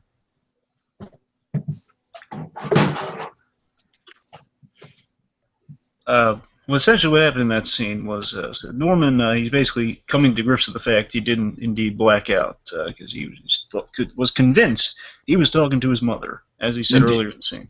Like, he talked to his mother, told And him he was talking to his mother, but not was. that mother. Oh yeah, he was. And, okay, two things, BlueDragonFive. What? First of all, is the dress blue and white or white and gold? I'm sorry, that was so easy. I think that was almost intentional. I really hate that dress. The dress argument. Second of all, I love how she calls Norman for dinner, literally like, Norman! Dinner's ready. And then just for prosperity's sake, we also get a second Norman! Yes, we do. Really great. So first of all, just again, we're really inching closer and closer towards our inevitable ending here with stuff like that. Oh yeah, oh yeah. Oh, just the fact that Norman had convinced himself that he talked to his mother, which he did. But then Norman, first of all, I love that just to screw him up even further. Vera Farmiga in the scene, she's acting a little bit like subtly acting like classic mother. Oh God, right. Like nothing will ever, you're gonna be okay. Everything's fine, and she's sounding a lot like classic mother. So this is again the big thing of this season is Norman's not gonna be able to tell reality from fiction. I think like going into season 4, if Norma is not dead at that point, I think it's gonna be like basically all the time. It's gonna be that struggle to know whether or not it's mother or mother. You know what I mean? Oh yeah. Okay, really cool stuff. Really cool anyway, stuff. And so with that, he just to convince himself that he's not crazy, he goes to her room, finds the exact dress he saw her wear, which we've seen before too, by the way. Really, again. Yeah, we have. But you know me, I was just kind of, I don't know, I've grown accustomed to seeing all her really cool little dresses and stuff. We got to see some familiar. Those are actually. Of course, you did. Those are actually her dresses from season 2, which I really love seeing. Like, oh yeah, I remember this one. Oh God. Yeah, because there's the one that he passed was like the yellow and black one was the one where they were singing the Sandman together. Right. Yeah, I remember. I saw that one. I was like, oh, I remember that. Okay. Anyway, so then he finds it and he's caressing it because he's looking for some security, some cell said, I'm not crazy. I am not crazy. Oh man. So again, it's just bad. And then of course the underlining message is holding that thing. She's holding it so close, and it's like mother's security, mother's security, mother's security. And then he brings it to his room, and he's just again the implications being that then he just homage classic scene that we've seen in countless movies that emulate real life, and you'll hear many directors' commentaries. Just kind of hearing his mother beckon for him at the worst possible opportunity while he's doing something private. He just ditches the dress so quickly, and it's funny. It kind of reminds me of like her trying to ditch the gun when he says, "Mother, I need black socks." I don't have the black socks. Don't even ask. I'm sorry. I don't have them on me. I do have them. I mean, they're right in my dresser. I just can't hold them up to the camera and say I have them. All right, we'll take your word for it. They're there. They're there. I have them, and you can borrow them if you need them. And I just love the fact that, of course, we saw last season with him like hiding the pearls and the news clipping under the bed. Same hiding place, and inevitably, plus the dress is sticking out, so that's going to be a really unpleasant conversation. That's not going to stay hidden for too long. So just the fact that we got the classic him holding the dress and he's just so close to putting that dress on.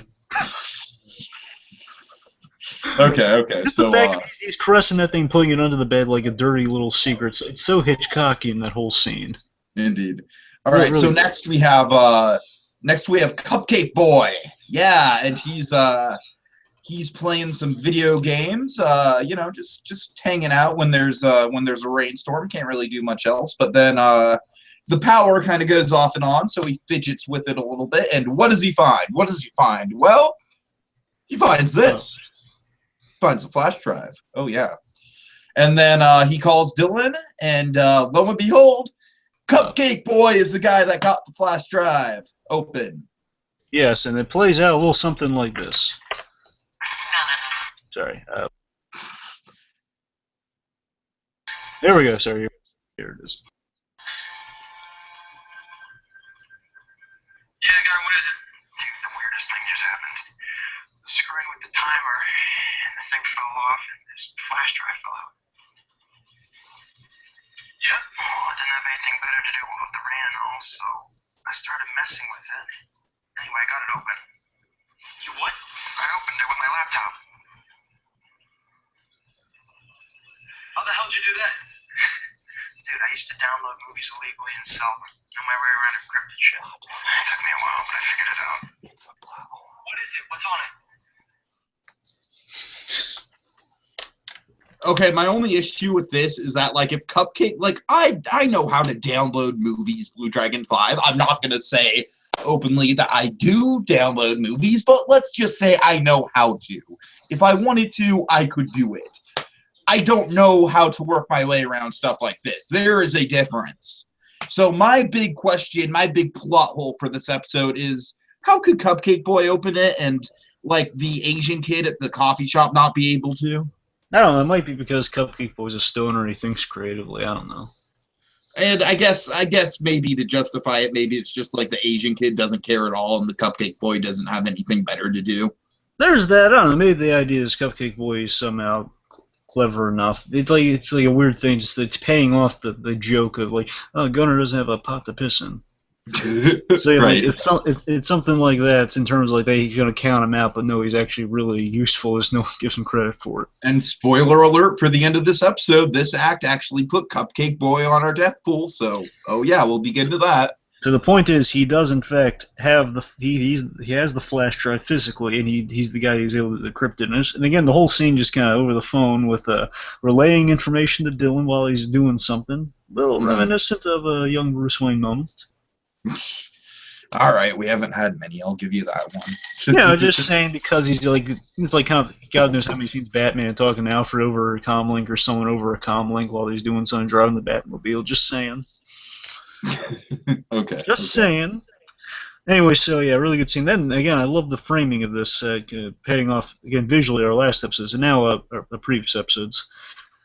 So now that Dylan just kind of off screen, he's been informed of what's on there, and we kind of get the information from him, what's it's ledgers and everything, and for like financial information on all the rich people in the town. We have Dylan telling Norma this in the bathroom as she's trying to cover up her little like bruise from when she was in the car accident. And again, I just love the setting here because we saw previously kind of that really awesome shot of this Norman kind of creepily entering the bathroom saying, "Oh yeah, right." So again, the kind of the demented love triangle is starting to come into effect here. Norman did that with her, and now Norma and Dylan are doing that. And I love how Dylan feels a little weird about being in there with her. Feels like he's looking around a little after he closes the door. He's looking around a little, and he's talking. Sure. So it's really, really neat that they are kind of like there's kind of demented visual love triangle going on here. Oh boy. All right. So okay, basically, so next we're with, essentially this is like all the drug. This be the way to get revenge on all the drug trade stuff. Like everyone who's involved in the drug trade, it's kind of like a blackmailing everybody. All the big rich people in the town. Says, okay, listen, I'm going to tell Romero. Okay, this is too big, Norma. This is too big. And the importance. I think someone says something about kind of like Dylan has a really good line saying, look, this family is way too important for me to put in danger like this. Keeping this flash rate, we have got to go to Romero. Says, okay, but I got to try to. Maybe I can try to work this to our advantage. You're insane. I'm going to try it though. Oh, we love Norma for this. Oh, yes, we do. So then Romero, on the job, he finds a guy in the car named Clay. Yeah. We're going to assume he's Clay. At all. Yeah, we're going to assume that Clay is the guy who dumped the body and he's trying to get some answers from him, but unfortunately... Why not? Unfortunately, Clay did. Again, there might have been a mention to him when he was talking to Paris earlier on, so to be fair, I think there actually is a mention there. It's kind of hard to hear, though. Really quickly, I do like Romero's delivery when he gets intense really fast. He's like, Clay, get out of the car, Clay. Get out of the car, Clay. And then, like, really fast, he, like, turns it up to Clay, get out of the car! It'd be kind of funny if he just... It'd be kind of funny if he knew he was dead when he was doing that. Get out of the car, Clay! I'm a corpse. Get out of the car. I'm still a corpse here. So then we have an awesome shot. We add Clay DuPont to our RIP list. You see that he was so young.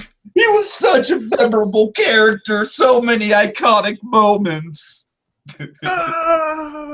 First Marco and now him. Oh God. Well, hey. Whoa, you just took it a step too far. We actually liked Marco. Well, no, I'm not saying we didn't like him. What? I'm not saying we didn't like him. Well, I'm saying, like, don't compare, like, we're just making a joke. Like, when Marco died, I was actually pretty sad. When Clay died, I had no reaction to it. And that's, like, what, like 3 Marco references now? Yes. All right, there we go. All right, anyways. So then we get a really awesome shot of like Romero just kind of like kicking back after the day, kind of defeating, mulling things over with some bourbon or like some brandy or something in his glass, just kind of like sitting there, just kind of stewing on things, all awesomely like Romero. Again, Romero, they do treat Romero like Batman so many times in this show. Just like sitting there, all stoically, and then he gets a knock at the door, and it's the love of his life. He's not willing to admit. It's our beloved. Give her some free hugs, Norma Bates. Oh yeah, free hugs represent. Yeah, free hugs for Norma, and this is how the scene kind of plays out. First of all, I love this hilarious kind of approaching the door moment. It's hilarious. Well, I also like the idea that, like, just it's, Romero's like just sitting down to relax, and then who shows up? Oh God! Really? Gun instantly because he thinks it might be one of Paris's goons, which at first I thought. Mm-hmm. Sure. Moment, because the guy he's looking for just happens to be dead, and now maybe he's next on the docket. But they'll get this scene, which just sums up Romero to a T. Oh yeah. Can I trust you? I mean, like, really trust you. Sometimes you're Alex, sometimes you're a cop. I don't know. I think you can. I'll do my best. Okay. You have it.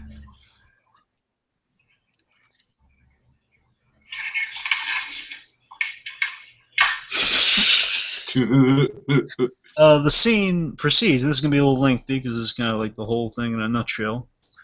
How can you cut any of it out? Exactly, because it's wondrous Normero to the max here.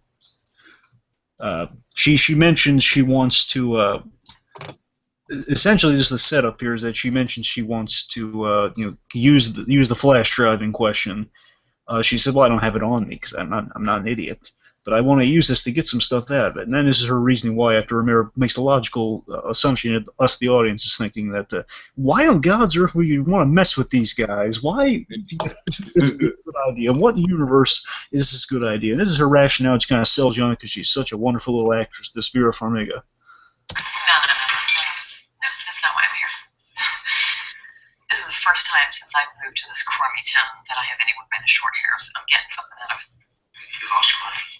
Yeah, maybe You it's lost your wrong. mind. Maybe it's irrelevant. I'm going to tell him I haven't. And I'm going to ask for some favors in return. Why are you looking at me like that? I've had a good education in this crappy town, and I'm ready to play ball with the big boys. Play ball. They'll kill you. They can't. I'm only who knows where it is. And that girl's they get no justice. The dead girl gave it to me. She wanted me to do this. She gave it to me before she died. I was going to bring those poor girls back to Think life. of what people in this town have done to you. You don't think I know what they done to me? No one else better than me. They raped me. They put a dead man's body in my bed.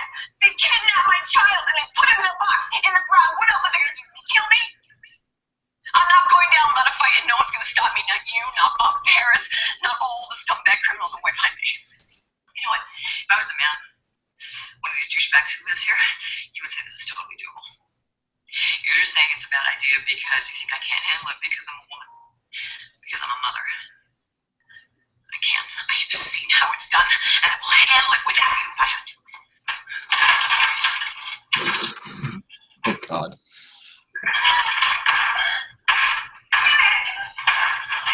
I'll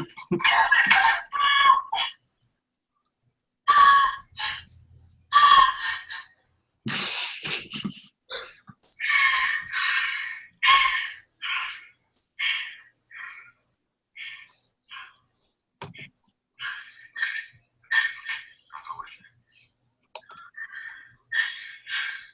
You will. Yes, I'll go.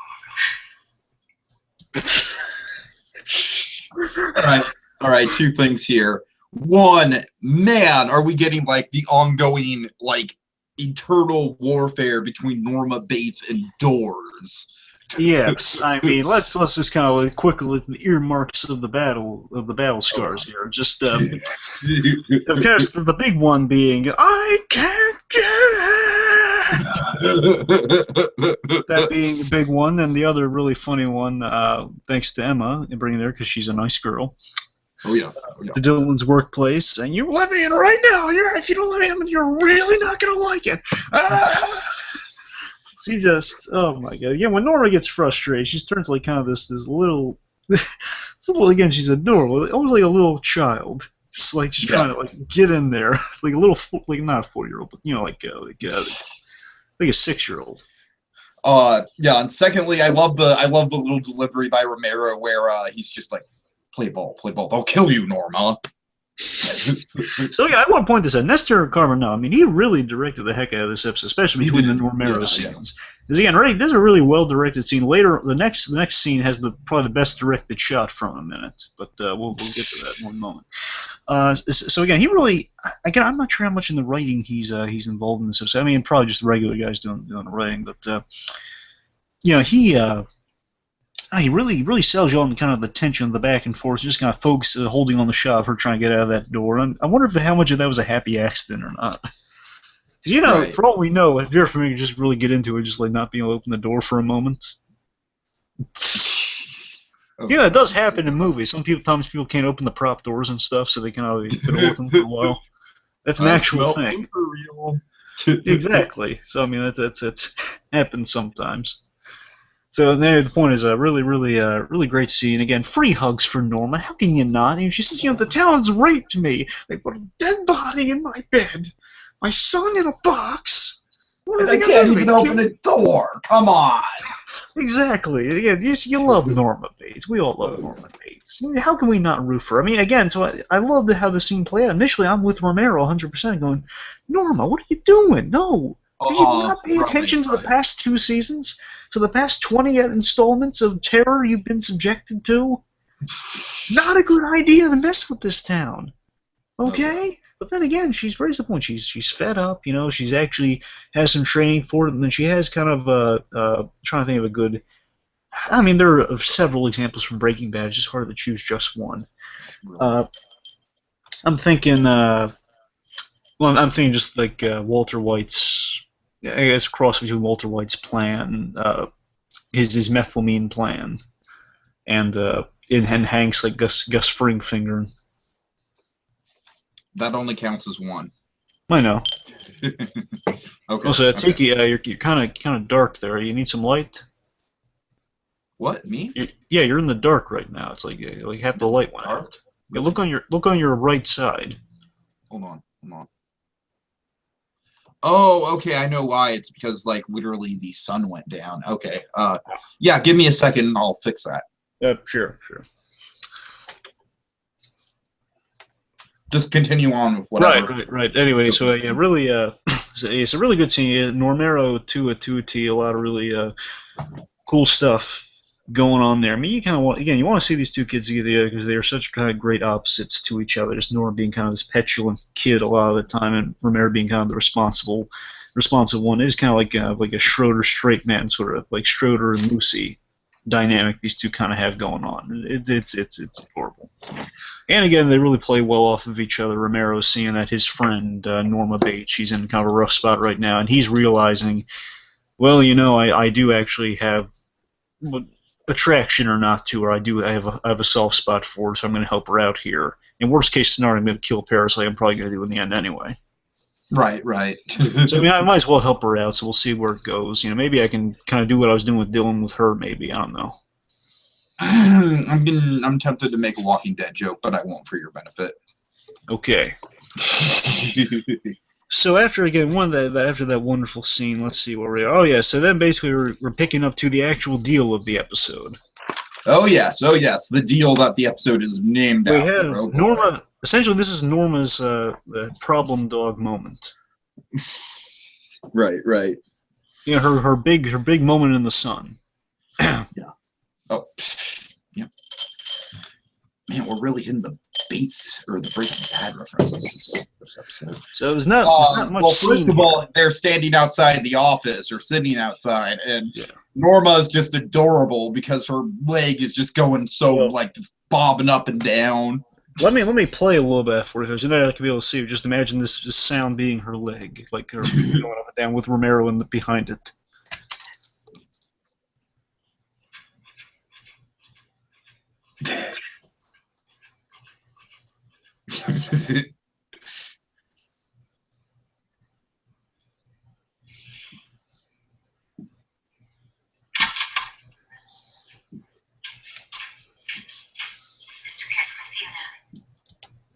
So I don't know. I think this is one of those cases where the audience just needs to see it for themselves. Yeah, sorry, folks. Basically, I just love the sound of it too. It was so brilliant to me. Just see it. First, again, really great shot by Carbonell.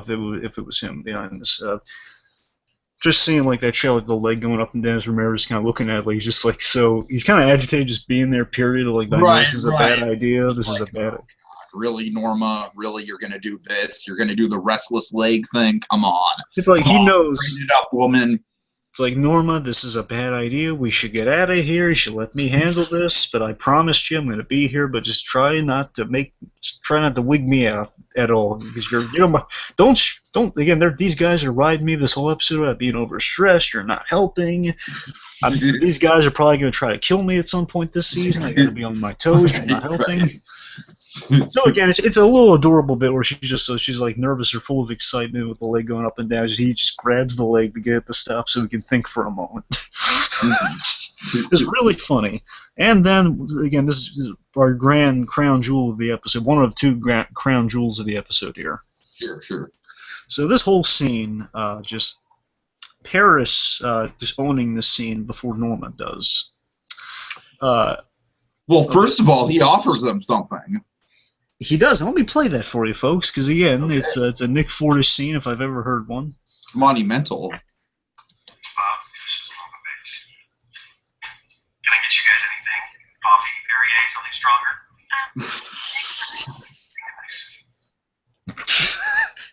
Yeah, there you go. That's a way to be a good host. Again, Paris is outdoing Nick Ford on all these levels. He's actually offering him stuff. Again, Right. Ford just goes on about. I think that's intentional at this point, Dragon, because we had 2 different references to it now. I'm just saying this episode. I gotta think it's intentional. Like, I'm just saying up to this point, I'm not saying it's like directly, and I'm just saying in terms of like they have like a great line like that, and they're thinking, okay, this whole thing's gonna be predicated on a businessman, so we're gonna show him using Nick Ford's philosophy, but actually doing it in spades. Right, exactly. So again, Nick Ford, all talk. This guy, all do. Well said. Well said. Okay, so anyway, so this scene just plays out. So Bob Paris, let me set this up for you. Bob Paris, throughout this whole scene, he's taking Marcus Young's advice. He's all smiling and happy and interested. Romero, he's tense on the side here, giving the best facial reactions, which I'm going to tell you, if you're going to use a little screenshot or anything for this episode, it's got to be from this scene. Okay, I'll do the best. It's either the moment coming up I'm going to tell you is the funniest moment of the episode. Okay. Or it's just going to be anything from the scene because you have the deal relating to like this kind of pivotal deep scene. That's true. This is so one of those 2 shots, and the second shot I'm going to get to. Oh my god, I love it. Just so anyway, so Norma just begins here, and she just goes off, just kind of again, Vera Farmiga, she owns this whole episode with this scene, and I guess Romero is kind of the perfect straight man to this comedy. Oh, absolutely. With Paris just sitting there taking it all in, just giving a smile like you cannot read what this guy's thinking, and it's so terrifying. It's like young James Spader looking at you, just reading you. Right. Just like saying, well, you know, I literally had a man try to kill you this morning to get your attention, so go on, tell me. And you have Romero, and by the way, just the most intimidating thing in this episode probably was that one guy saying at the beginning, as a little trespasser, intimidating guy, henchman saying, saying, Romero can't help you. He can barely help himself. Oh yeah. That is terrifying. When the god of White Pine Bay is powerless, that is terrifying. Very true. Very true. Let me see. Okay, here it is. So, here's what I was thinking, and you tell me what you think about it. This bypass that's being built, it's going to destroy my business. I've tried so hard to fight it. There was nothing I could do. You know, I have no power here. I tried. I really did, but I don't. So I'm not my bed. I just got you before. What's kind of the point? So right off the bat, that's hilarious because. So right off the bat, that's hilarious because they just Romero picking up on the fact, Norma, I've heard you talk about this bypass problem for 2 seasons. Right. Get to the point, okay? We are in a dire strait. This guy's gunning for me, literally. Can we get to the point? No. I do like how she's trying to play to his sympathies, though. That's her standard. That's her standard modus operandi. I'm going to go to the bypass story, garner some sympathy. It worked wonders with Christine. Let's see how it goes with this guy. And it's Romero just saying, "Can you just get to the point?" Well, that is the point. Again, these 2 are just the perfect pair with that. And then my favorite reaction in the episode comes up in this next little clip I'm going to play for you. You'll know it. Again, visually, I wish I could show you visually, but let's just do it here. Okay, right here. Anyway, this business of mine is very important to me. It is all that I have to support me and my son, who has some medical issues. And, I'm kind of in a desperate position here, you see. So, I was thinking, since I have this thing that you want back, maybe I could ask you for something in return. Okay, so 2 things. One, I'm assuming it was his reaction to medical issues. Yes, I was on the floor laughing at Romero's expression. That's either that shot or a shot of all 3 of them in the deal. That's what I want for this. Okay, that's my demand. I'll try, man. I'll try as hard as I can. I don't want to make promises. I just go based on Google Images here. I'm just saying the look of this Romero's, like, just her saying my son has medical issues, just the shot of Romero's reacting, the deadpan reaction of, like, just no reaction at all, just like this bland, like, just this, like, okay, yeah, medical issues, right. Medical issues, yeah. That's an understatement. Right. All the stuff I went through at the end of last season with this kid, you're just saying it's medical issues. Oh dear, exactly. Literally killed a woman, and well, he doesn't know. You know what I mean. The whole. Yeah. Anyway, really, just that cracked me. And again, Paris throughout this whole scene is just like most avid listener you've ever seen, like the most kind of passive, like a kid almost, listening to this. Like saying, go on, I'm listening. And let me just play. So then Norma, she basically says, okay, here are my demands. Essentially, she lists her demands, saying, well, this is because I have this. I'd like some stuff in return. So some demands. And Bob Bear's just looking at his reaction, just completely doesn't change. Just like the happy-go-lucky, I'm listening. So here, essentially, these are her demands, and I hope you have that sign handy. Oh yes. Good. I want you to create an exit with an easily connect to near my motel. And I would like a large billboard just before that exit on both the north and south side of the bypass. And I would like approval on any design. And I want a pool. It doesn't have to be anything fancy, say 20 by 40 feet with a jacuzzi. And of course a fence so that it's safe. Oh my god! I called the pool in some. You did call the pool. You did call that. Yeah. I don't think she's gonna get it, but I called it. That was like me calling out. Mike's gonna let Saul through without any stickers. I thought that was us. No, I'm pretty sure I was the first person to bring it up. I'm pretty sure if you went back. No, you can take it. I'm not questioning you. But oh my god, just really funny the fact that his lawyer says an offense, of course, so it's safe. Of course, naturally. So again, she's always like the most safety concerned mother, and I'm just assuming she wants that fence so like no one can harm her little Norman. And now Paris asks when he can see the flash drive, and I love this. I got it on. Okay. I do have, but just to point out there for the folks. So again, the deal is now she actually has a really well thought out plan here, just asking for. Well, look, I don't want you to obviously dismantle the bypass because obviously ship has sailed on that. What I would like is kind of like an exit road. So basically, the bypass is still there, but it does indeed lead past the motel. Right. And I want a huge sign. I just love the callback to the sign. The fact is, she kicked down and rammed that sign, and this sign. Yeah, that. Yeah, exactly. That Lee. I hate you! I hate you, stupid sign. And I just love the fact that she says sign. I love the fact she says she wants a bigger, like a really big sign too. It's like bigger than his sign. She's that hung up on it. I love it. Right.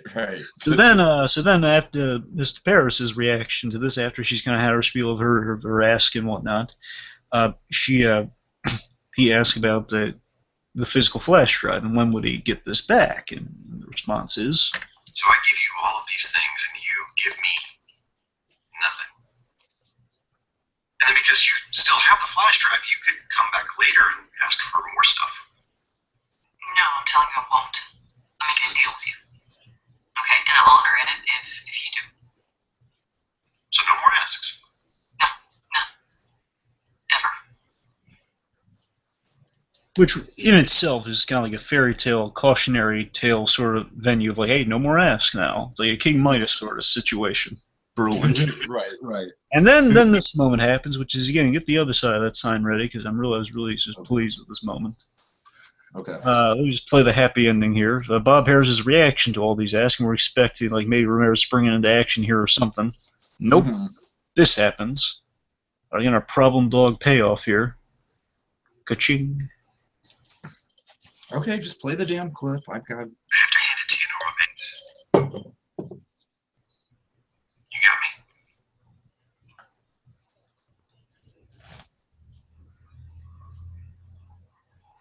Well done, Norma. We have a deal. Woo! Oh my God! It's always nice to give Norma a happy moment. Let's give Norma some free hugs for that. Yeah, give Norma some free hugs. She's earned it. Oh yeah. Okay. You know, again, because I just love the fact, I didn't mention this, but when they were walking into the office, Ramirez, like, again, he's just so exhausted in terms of, like, he does not want to go in this dangerous room with her. Right. And she is like, she was walking into the office with the most happy-go-lucky smile on her face. And she totally proves him right. Like, she totally proves all his skepticism in the previous scene right. Yeah. Okay, so now we reach like the true climax of the episode. Oh God, you ready? Well, I mean, I think it means she proved them wrong. Indeed, yeah, you're right. Yeah, so the point, yeah, she proved him wrong was a really happy moment. I just love this intimidating bad guy, or big bad guy season. He was again, it's so hard to get a read on this guy, which makes him all the more interesting.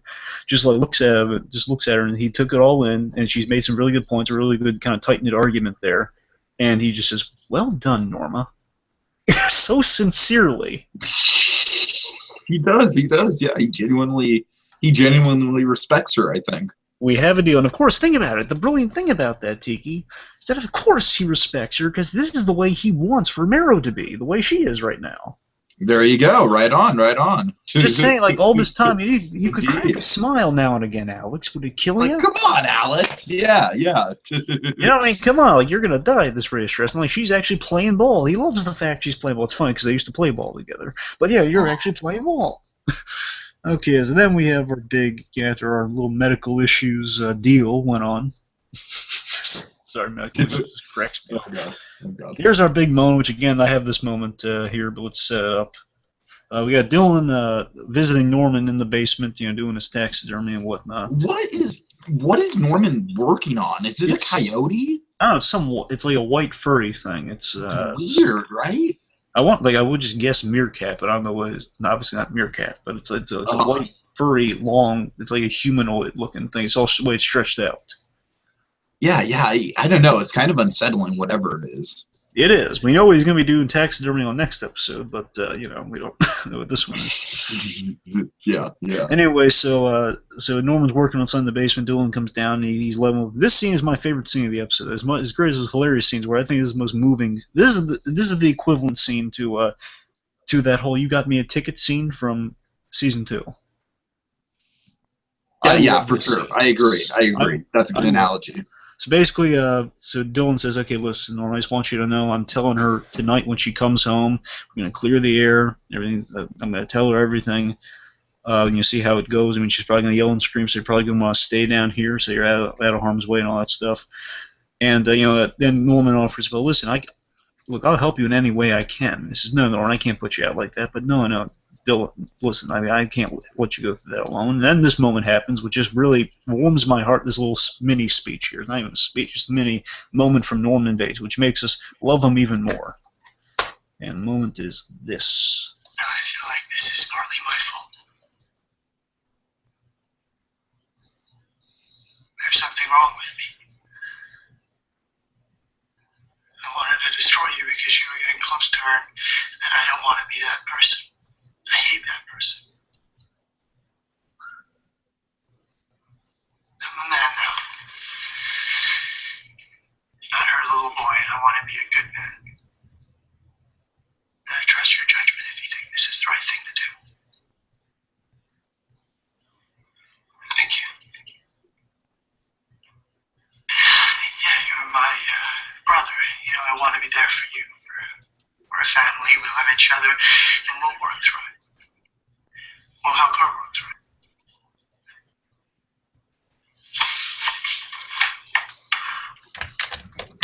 it. So, free hugs going all around there. Oh, yeah. Free hugs for everyone. Not just to Norma, but to everyone. Oh, yeah. Well, in a way, kind of free hugs to Norma in some way, but, we're not going to get into that now. We're still premature this season. Uh-huh. Point is, this scene was really nice just between these two guys, and I love Norman. This builds Norman up even more so for the grand fall it's going to befall him this season.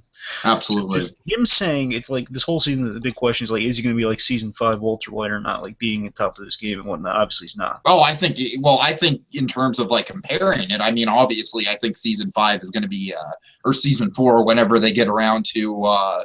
Whenever they get around to Psycho era Norman, I think it's very comparable to say it's going to be close to season 5 Walter White because, because they're both at the most core of their evil at that point. Yeah, but I love here that Norman is still. At first, it looked like he was just a little more ambiguous about it, but then we realize he's still unintentionally doing with the Black Cat. It's really the humanity of Norman Bates is in jeopardy in this season so far.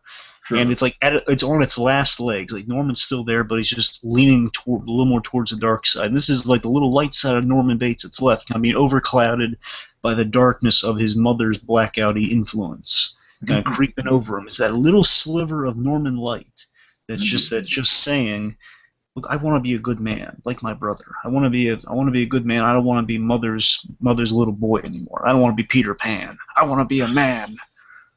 I want to be a man. I want to be a man with Emma." Oh dear. You know, again, so the point is, like, it's a really sweet scene between brothers saying, "Look, you know, I'm a doll here. I didn't mean to just want to destroy." I just love how blatant he is, which really intensifies that whole love triangle going on. Right. I wanted to destroy you. Just the way he blatantly says that, I wanted to destroy you. I know. Yeah, he's like out in the open with it. So again, but I do love he's trying to make amends for that, because it was very uncharacteristic of Norman to be completely unsympathetic towards his brother, because he's really close to his brother. He is, yeah. But again, just he's recognizing he's growing up. Our little Norman Bates is growing up, but into a really dark person. Oh dear. But again, there's that hope that we know is just like the ultimate. This scene just epitomizes the tragedy of Psycho, that he is destined for a darker path, but he doesn't want to be that way. Really powerful scene. I love this scene, man. So then the payoff is, I love that instant cut to this payoff is after a little brotherly hug moment, like free hugs. Yeah. Woo! It's just we hear the door open, we hear this kind of moment play out, and again I've said this since the first season. The philosophy of the philosophy of the show is that whenever one member of the Bates family is happy, the other two are sad, or the remaining members. Oh, that's true. Yeah, that's a very distinct pattern right there. So Norma walks in like this, all happy-go-lucky. I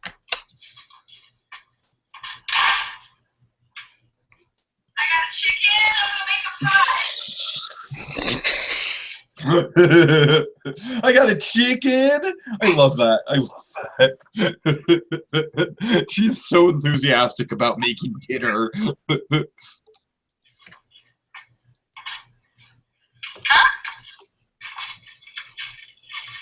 one can be in a hospital because we're all here.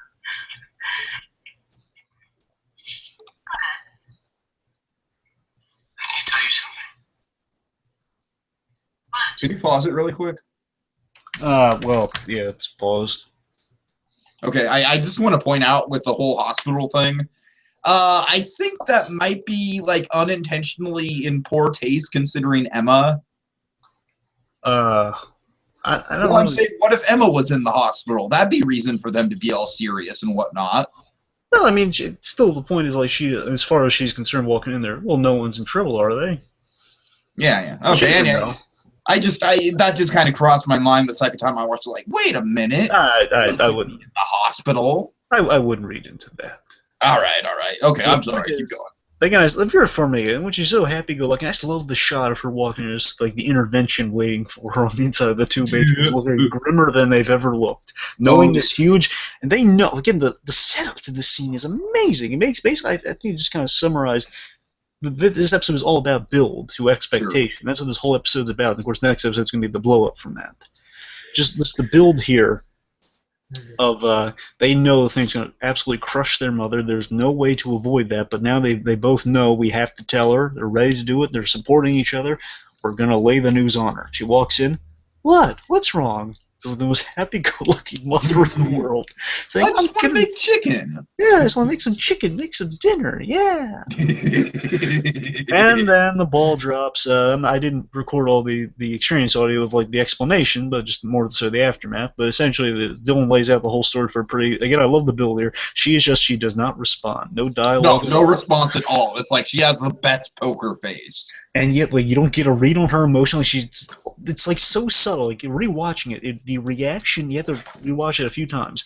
The emotion comes through, but it is so minute and subtle that it's like basically when Norman says something, she turns to him, and we can only interpret right that she is absolutely furious with him. And yeah, it's only when Norman says anything that she reacts at all. And remember what he says, Tiki. He says, you don't understand. It's his father. Mm-hmm. You don't understand. It's his dad or it's his father. I think his exact wording is you have to understand. But yeah, same difference. Exactly, but still just saying, in a weird, this is going to sound dumb, but like saying father to mother, when he's like the core crux of the dynamic is mother and son. You don't bring daddy into this. You don't bring father. You always say mother, never father. Oh dear. Like that. Right. Pretty much that just, again, the tension is just building and building and building. We're just wondering, okay, now Dylan's laid out all the information, like saying, well, he's been up the farm, I didn't know what to do. So again, Dylan's laying this out exactly the way he should. So nothing wrong with Dylan's side here. He's saying, listen, I didn't know. I know this is asking a lot. I'm not telling you have to, but look, just, he'd love to apologize for it. He feels terrible. That's all I'm saying. So again, it's laid out there, and then she pulls kind of a Norman here. She just kind of walks off. The tension's built. I just love, my favorite bit is when the Bates children are just looking at each other like, what do we do now? It's like they're little kids again. It's like, I don't know, what do we do now? I'm scared. Oh no, Mom's mad. I'm very scared. What do we do now? So then Norma walks off, and then this just springs into action again. No words yet. She's just rapidly grabbing everything in the room. She's putting it into all like clothes, like all bathroom like medications and creams and stuff, whatever. Just rapidly packing. They hear her, like, she's like in a rush, like no time for tenderness, just throwing it in there. Had she been tender, she might have noticed, where's that one dress I had? But, right, exactly. So then the Bates boys, they hear kind of a commotion going upstairs, and then this happens. And we're just gonna keep it, play some of the big old tension here. Yeah, go ahead. Stop it! You're scaring me! Ooh, cracks the glass. That's my favorite moment. Mama, stop it! Grabs the gun. You don't have to. Leave me the hell alone! Mother!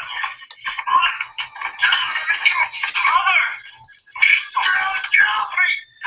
Mother!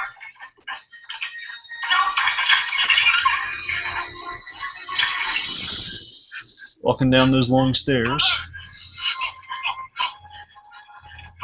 go! Mother, you can't do this! Stop it! Mother! Your brother will look after you! She can't do this! She can't leave me! I'm gonna go back in the office now! What's wrong? Go back! Yeah!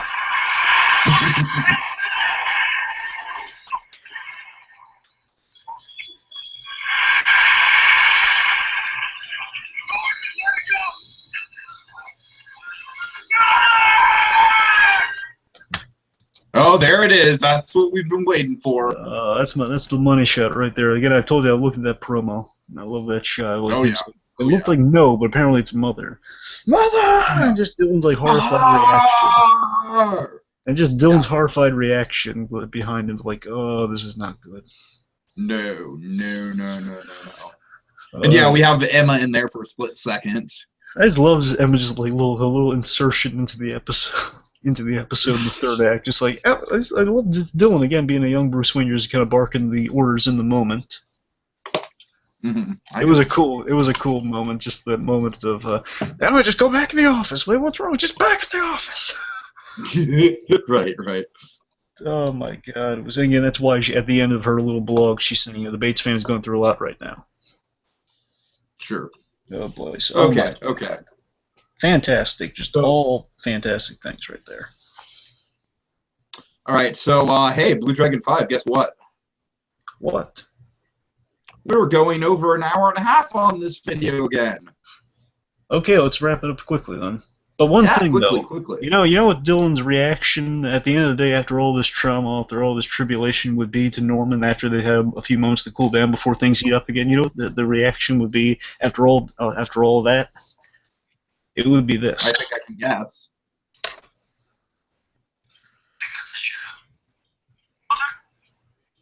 It's just weird. I thought you were going to pull the "what was that" clip, but that works. No, that's appropriate. It's like, mother? Seriously, I got that out. It's weird. Right, right. Okay, so let's should we go through our stuff or our promo stuff real quick? Well, do you want to go through the checkout odds first, really quick? All right, Really quick, let's really go quick? through take us through the checkout odds. Okay, really quick. Through the checkout odds, Emma at 80% last week. She dropped down to 70% because she's well on Caleb and Dylan's side. She didn't really interfere much with anything like that. And it seems like she's getting back in the good graces with Norman, so all good things. Norma, she was at 57 last week. She's going up to 65%. She's really raising here because she's putting her feet where she doesn't belong. She kind of made a deal with the devil, if you will. Not to mention all the stuff with Caleb. We don't know how that's going to go down. So she's putting herself in a lot of risk. Next up, we have Caleb. And Caleb, I actually feel, went down just a little bit this episode because, Norman, he's siding with Caleb now. And also Chick Hogan's on board. But still, I think for story purposes, we got to have him at an 83%. I think he will die. Dylan, he was up at 60% this week. Raised just a smidgy, just a bit to 62%. Just climbing up there a little bit. Romero, he was at 43. Steady climb, a good 10 points up to 53 now because people are definitely gunning for him. He's got a target on his back.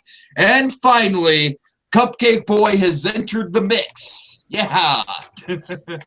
And he is at 40% death rate for his knowledge of what's on the flash drive. That might come back to bite him. So anything else to add to that, BlueDragonFive? No, not really. All right, let's get right into our promo, but let's make it quick. Let's not go on all day about what we want to see. Sure. So in the promo, we saw some really cool shots. Apparently, Norma, she's all dressed up, no place to go, but actually she might have a place to go because it looks like she's on a quasi-vacation.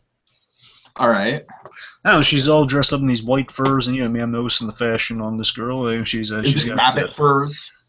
I don't know. It'd be creepy if that was the case. I'm thinking, I don't know if she's crashing at Finnegan's place or what, but it's like she might be doing her therapy session finally. I don't know. That could be. That's a good theory. She's wearing red with this white furs. I wonder, did she pack that? Where is she going? Is she just instantly going to track down Caleb? Because again, she ran out in the kind of her red jacket, her classic wardrobe when she has the gun and all the promo stuff we've seen. That's when she's shooting the gun.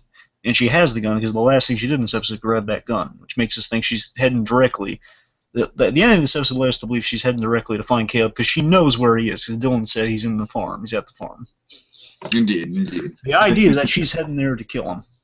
That's the idea, and I'm thinking we might start that there. She's shooting something. That's what we know in the promo shot. But then somehow she's going to be on vacation. That's why she did all the packing.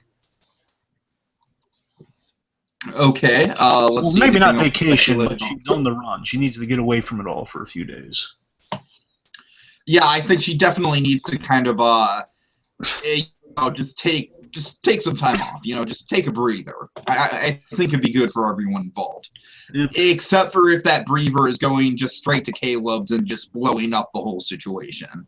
Exactly. We see Dylan and Norman not doing well in the aftermath. Dylan trying to call Norman saying, listen, you got to get back here now. Norman is not doing well because he feels like mother's run away from us because of us. It's our fault, Dylan. And this is all fascinating because 2 episodes ago we had Norman seriously resenting the crap out of Norma.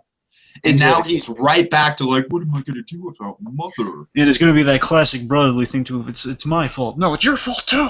So the point is, we've seen in the trailer, Dylan trying to calm him down. Stop lying to me.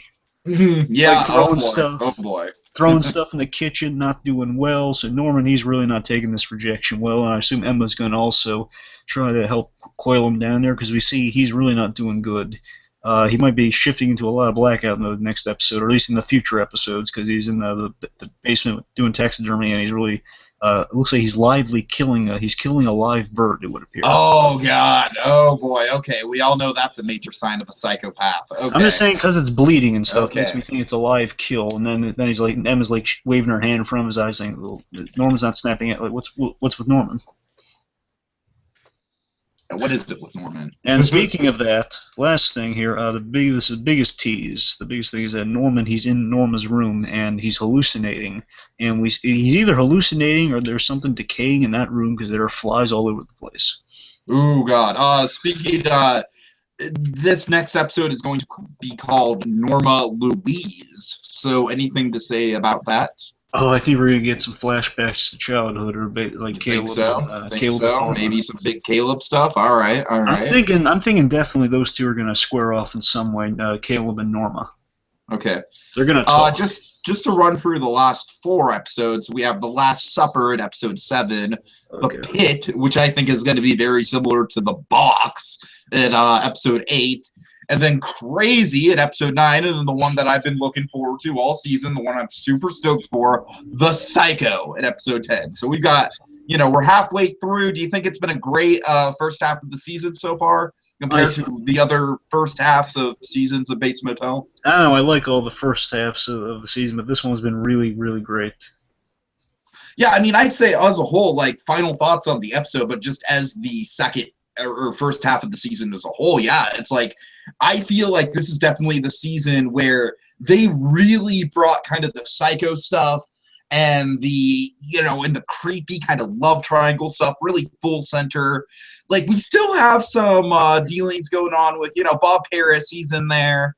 Romero's in there, but it's all very much feeling like it's tying way more back together with this story at hand than season 2 did, especially. I especially am impressed with the way that they really tied Dylan straight back to the family after he was basically gone from them the entire season 2 for the most part.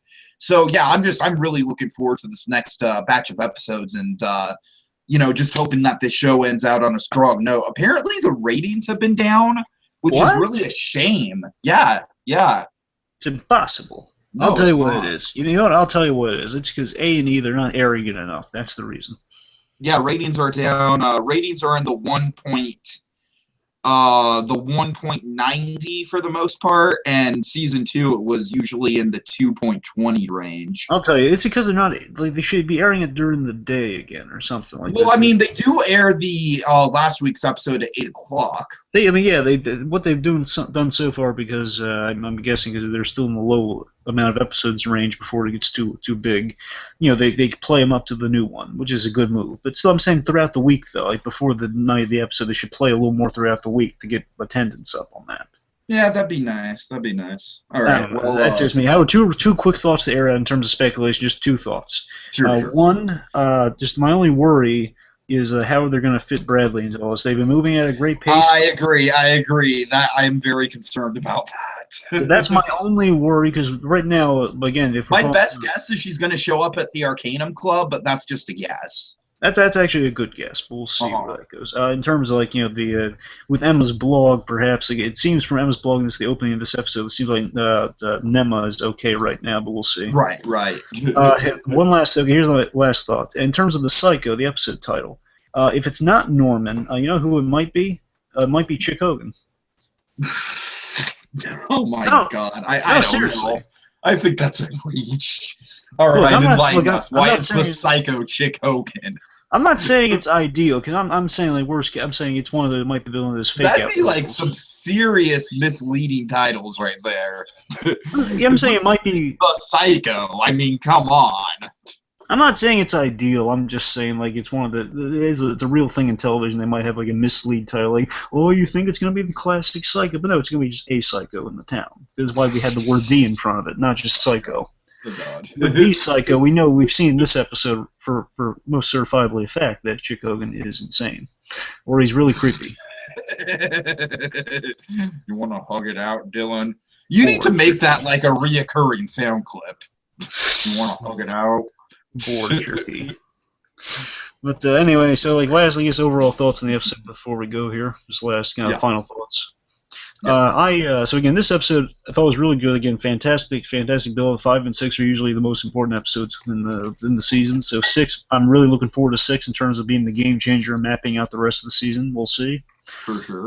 We've gotten so much mileage out of just 5 episodes. I'm really excited. This one again is the most quotable yet funny, but still filled with a lot of emotion in it too. So again, Norma's grand scheme.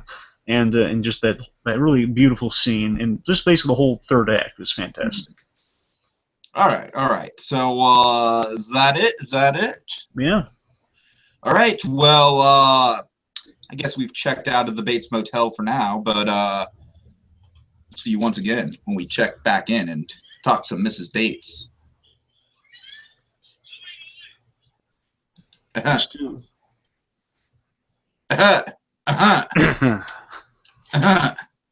No, I already. All right, let me do it again.